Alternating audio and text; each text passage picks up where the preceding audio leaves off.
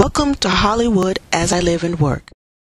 Yes, hello and welcome to Hollywood as I Live and Work. And thank you for doing this interview with me. We're going to have. Thank you for having me.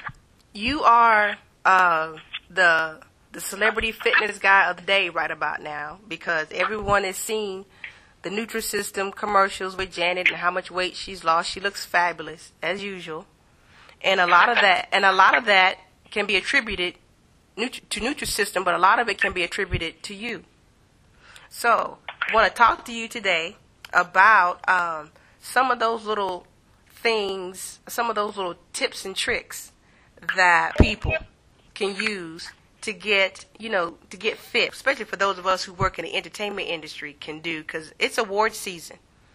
And, people are, especially women, Spanx are going to be on sale, or they should be. If you got an event and it's coming up, and you really, really want to look good for an event, how do you lose just a few pounds quickly, but not so quickly that it's unhealthy? Well, the thing is, I try to mix it up as much as possible for anybody out there for quick things.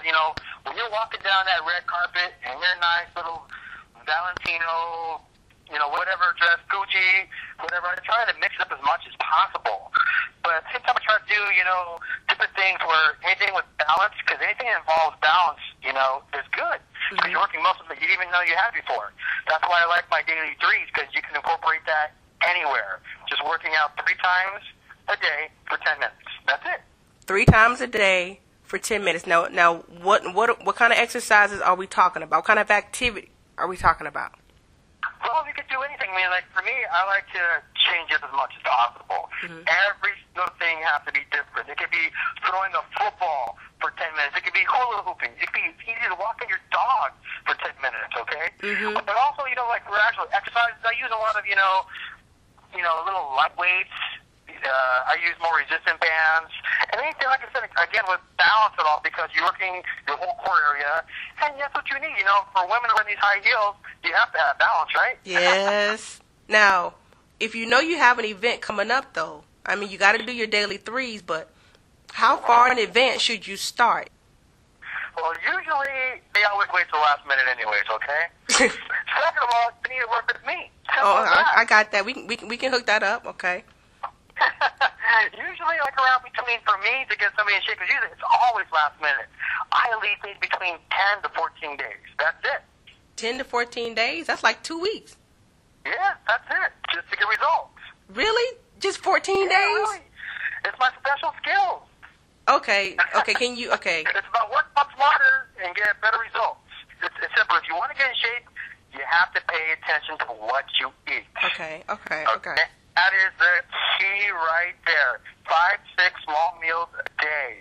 People think, I don't want to eat this, I don't want to eat that. If I don't eat this, I'm going to lose weight. It's actually the opposite. So you want to eat more. And another thing, it's also about portion control. Okay. People don't understand that. They think, well, here in America, we get big portions here, Yes. And that's what we know how to eat. Yeah, that's true. So as long as we basically eat smaller meals with it's all about the right balance. Okay? It's all about the right balance of meals that we eat and recognize the difference between eating healthy, nutritious foods. And also, this makes you a smarter eater for life. True. Okay. Okay. So basically what you're saying is you got to change your way of thinking. That's the first thing. You got to change your way of thinking of how you eat. We have to reprogram your brain all over again. Okay. And so you're saying you eat more, but it's important what you eat, because you're doing 6 meals, but if you're doing 6 meals at McDonald's, that's not going to cut it. No, that's not going to work. Yeah, McDonald's, that wouldn't work. That's why you want to do more balanced meals of protein, carbohydrates, and the good healthy fats as well. Okay, good healthy fats. Okay. So there are certain exercises that I would imagine, though, probably work best for women as opposed to men. Am I right in that, or am I wrong? Absolutely, yeah. Everything is different. Women body shapes are totally different than men's. Mm-hmm. So what kinds of exercises, within those 14 days, would you advise a female to do? So you want to work on your legs. Women wear these short skirts, sometimes long, but they still showing their legs. So they want to work more on, squats, reverse lunges for the glutes and the hamstrings. Okay. Calf raises, because you're on your toe a lot with these high heels, so you're working your calves. And they also want to do like lateral raises for their shoulders. Definition really shows that when you're wearing your skinny, whatever, spaghetti straps, your arms, your bicep curls, because they want to see nice toned arms. You don't want really huge, big arms like guys, but you want them nice, toned, and basically really defined arms. Okay.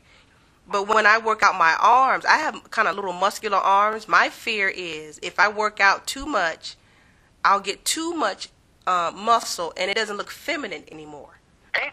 Anything with resistance training is going to benefit you. Okay. For more muscle tonus and defined muscles. Uh-huh. That's what we're worried about here. But you don't have to go heavy. You can go really light. You don't have to you can do a water bottle. Oh, okay. Okay. Yeah, you can do that, because some people can gain muscle quickly by lifting obviously heavier weight. But for women, I suggest lighter weight, little higher repetitions. Okay. Now what? Between 10 reps. That's it. How many reps? Between 10 to 15. 10 to 15. Okay. Now what about for men? Are there certain exercises? Because I know men want to have generally what I call presence in a suit. In other words, they want the chest to be high.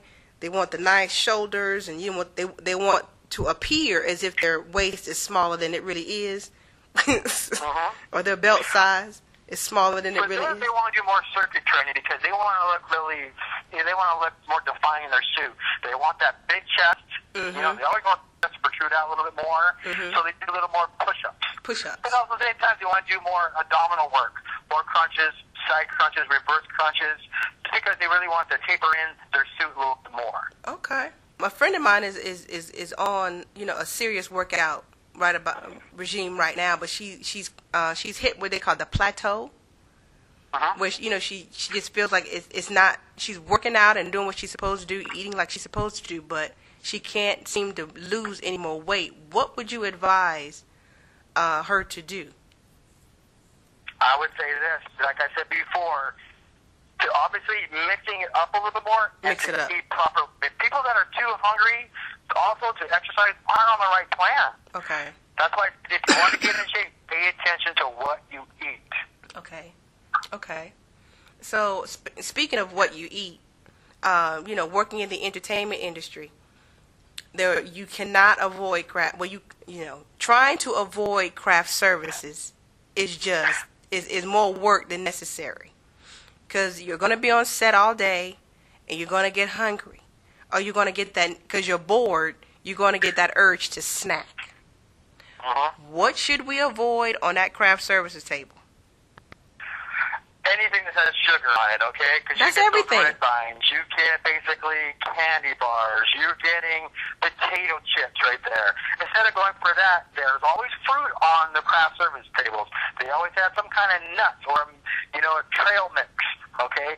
Something like that to keep you snacking, because you're basically on set a lot, Yeah. So it's kind of hard to get the right kind of foods.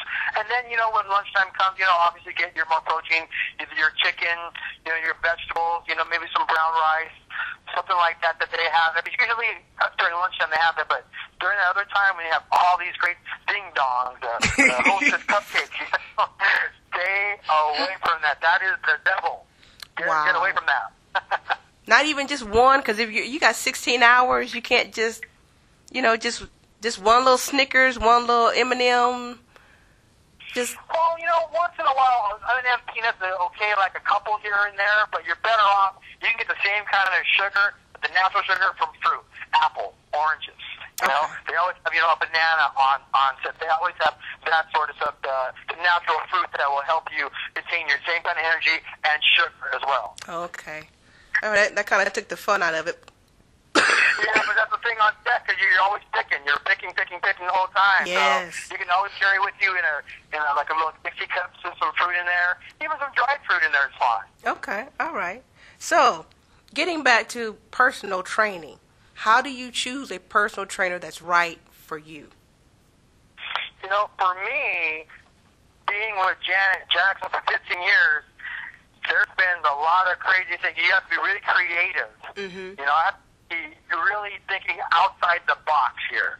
So that's when I use that word trickeration, where you have to trick them into working out. Okay. But picking people, picking other trainers out there, I mean, you really have to go with, obviously, knowledge, you know, a good background, if they went to school. Mm-hmm. That is also, but it has a lot to do with personality, too. Uh-huh. If you get along with this person right away, it's just not going to work. They can be the best person in the world, but you really got to have that connection with them. You got to feel what's right. You don't want to go with somebody that might look good. He might look in shape, or she might look in shape, but they might only know how to train themselves, not the client. Oh. So you really have to be picky. Don't be afraid to ask questions. Mm-hmm. Ask them, how long have you been a trainer? What is your schooling? How many years have you been doing this, you know? Mm-hmm. I mean, ask their background. You know, and obviously you need to feel them out a little bit more. Okay. You know, the personality, if they're joking, they're fun. Some people like the military people where they're yelling in the face.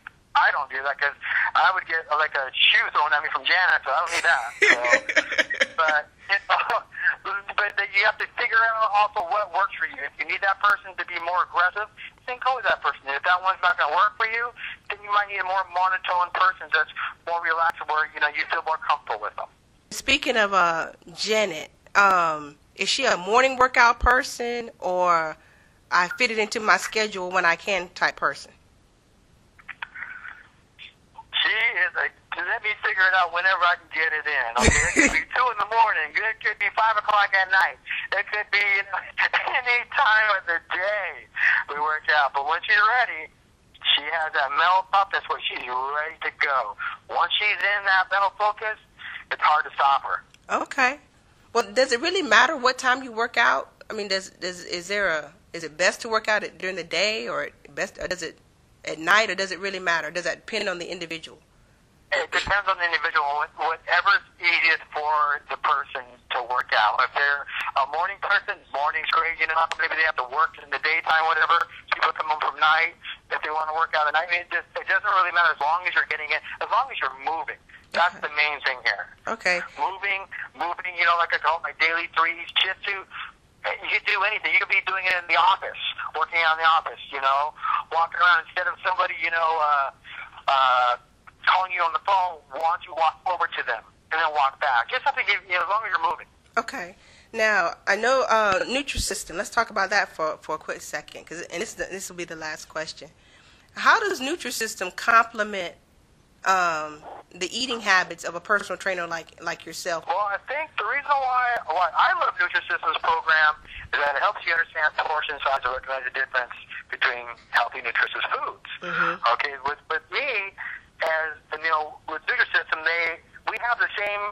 They're in complete sync with my philosophy as a trainer. Mm-hmm. You know, they're involving with people that they on the phone. You can call them for their maintenance programs.